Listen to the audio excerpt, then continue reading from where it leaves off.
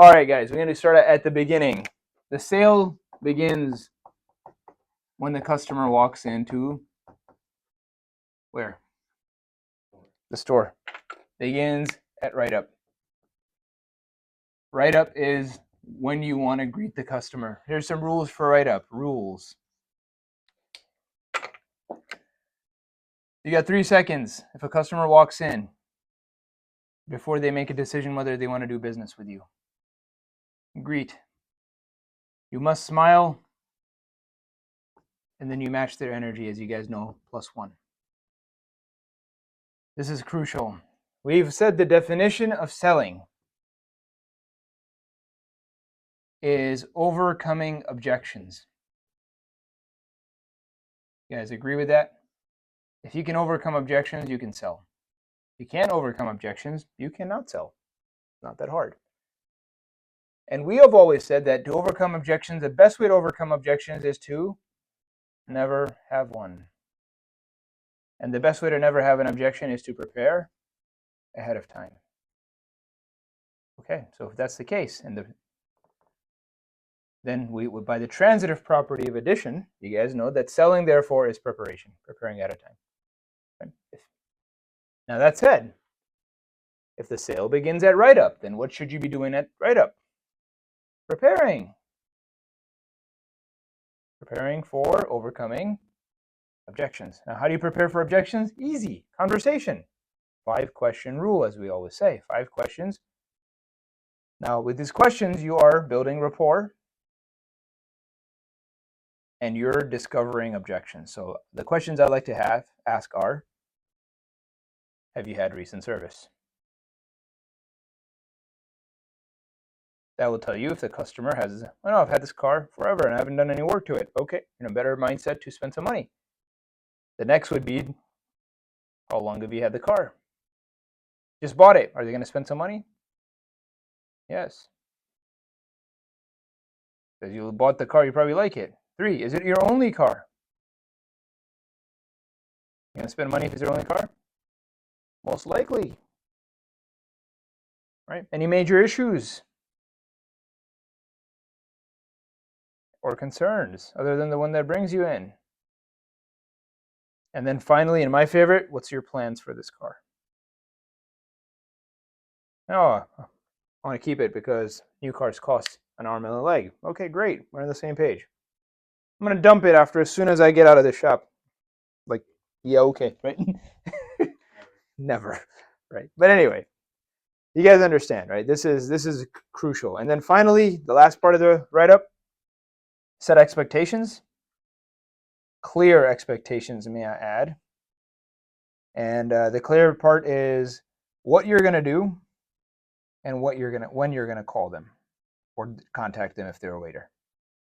What and when. And you want to be as clear as possible. You're going to give them real timelines. You're going to give them minutes, and then always beat those minutes. Overpromise, underdeliver. I promised you guys a 10-minute thing, so I'm going to keep going. The next thing would be the ISO 1. What I also call it is getting the first yes. And you guys know by now as veterans in sales that the first yes is the only yes that really matters. Because without the first yes, the next yes does not matter. The funny thing about the first yes is a lot of guys don't understand how important it is. They do all this marketing, they do the phone scripts, they do the perfect write-up, and then they don't get the first yes and everything else goes in the garbage. If you lose the first yes, you lose the customer. Just that simple. If they don't buy from you the first yes, you're not going to get the customer. So because it's so important, we're going to do something called a pre-pitch, which is, guess what it is more prep. Because we want as few objections as possible. In the pre-pitch, you must have photos, you must have moto visuals, better yet, photos with videos. And with videos, and if you have photos, you should have those little circle thingies. And the third, this is the part that I think that some of these new guys don't understand, that I think the veterans have done so much, and it's kind of lost art here. But one thing you'll never see me do is sell a ticket without having a plan on the back of the work order. Plan on back of our, show me the best salespeople, man. Every one of them does this. To this day, if you give me a ticket, I'm going to flip that thing over and you see me write it down. Oh, okay, boom, boom, boom, boom, boom. Right? Just the Techmetric doesn't do it for me. I would say you can do it in a computer, but you gotta have a plan. Gotta have a plan. And when you better than a plan is even pitching it to somebody. Now, if it's a simple brake job, still have a plan. But you know the pitch doesn't change much, but maybe for that particular customer, you may be like, hey, this customer has this objection. This car only has 27,000 miles, and the customer doesn't understand how this thing needs brakes right now. Can you explain that to me, how I can sell brakes at 27,000? Yes, I can. Pitch it to me. Okay, what if he says this? So you can overcome objections. Because why? 95% of human behavior is predictable. Okay, so far so good, gentlemen. Let's get into the meat and potatoes, the pitch. And this is the part that people call selling. But dude, if you don't have the groundwork laid out for selling, if you don't have any of this, do you think you can have the best pitch and still get your butt kicked? Absolutely. Okay, now, here's something interesting. There's some rules about selling, which you guys are very familiar with in the circle of sales. 50% of the selling is speed. Speed on timing. When you reach out to the customer, and then we talk about the right part and the right price. Right part has to be customer concern, which is what we call it ISO. ISO means isolation. We're isolating their concern. Please focus on their concern. And right price, what's the max you guys pitching from 0? Yeah, I would even go 600 to 700, honestly, inflation. All right, what's the best way to sell? Intro,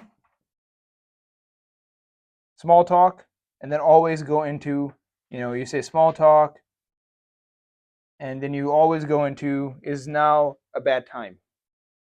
Is this a bad time? Which is kind of the prime, right? Bad time? And what do you expect them to say? No, Mr. Shaquille. What do you expect them to say, Mr. Shaquille? No. Why do people like saying no? Get it out of the way. What's that from? Do you guys read the book? Chris Voss says get them to say no early on so then they feel in control. I'll buy it. And you know what you do then? You give them great news.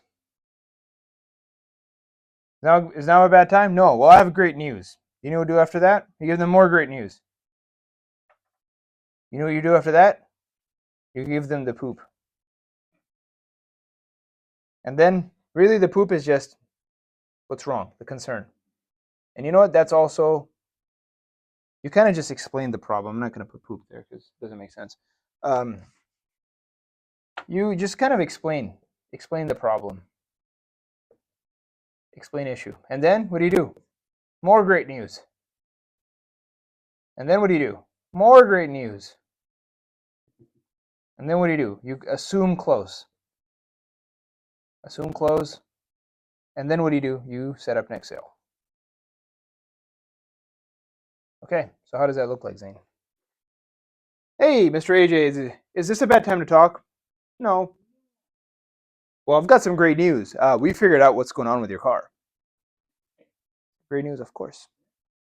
Well, the great news is this car, man, is really good shape. Me and my master tech, Mike, looked at it. We work on a ton of these Jeeps. This car is in wonderful shape. You have done such a good job driving this car. What's going on right now is what was completely normal at 40,000. Your front pads and rotors are pretty much down to nothing, and you have a pretty good foot because some of these come down a lot sooner than 45,000. The great news is we can do the job. We have the parts available to us, and these will last you another 45,000 miles once we're done with it. And even a better news is I've got a discount right now that I can apply. They're normally $689. I've got a $70 coupon, $619. And those pads and rotors are state-of-the-art. It's the ones that should be on that car. It'll be 2-year warranty pads and rotors, and that is nationwide. If you have any issues, we'll take care of it. I'll go ahead and get started right now. Do you have any questions for me? Cool. What I'm going to do, AJ, is while we're working on the brakes, I'm going to check the rest of your system. I'm going to check the whole brake system, make sure those hoses are good, calipers are good, brake fluid's looking good. That's something we do for free. We'll also rotate your tires. If I see anything with the backs, I'll let you know as well. Give me about 40 minutes, and I'll send you some photos. By the way, one thing I forgot. While I'm explaining the issue, by the way, AJ, can you check your phone real quick?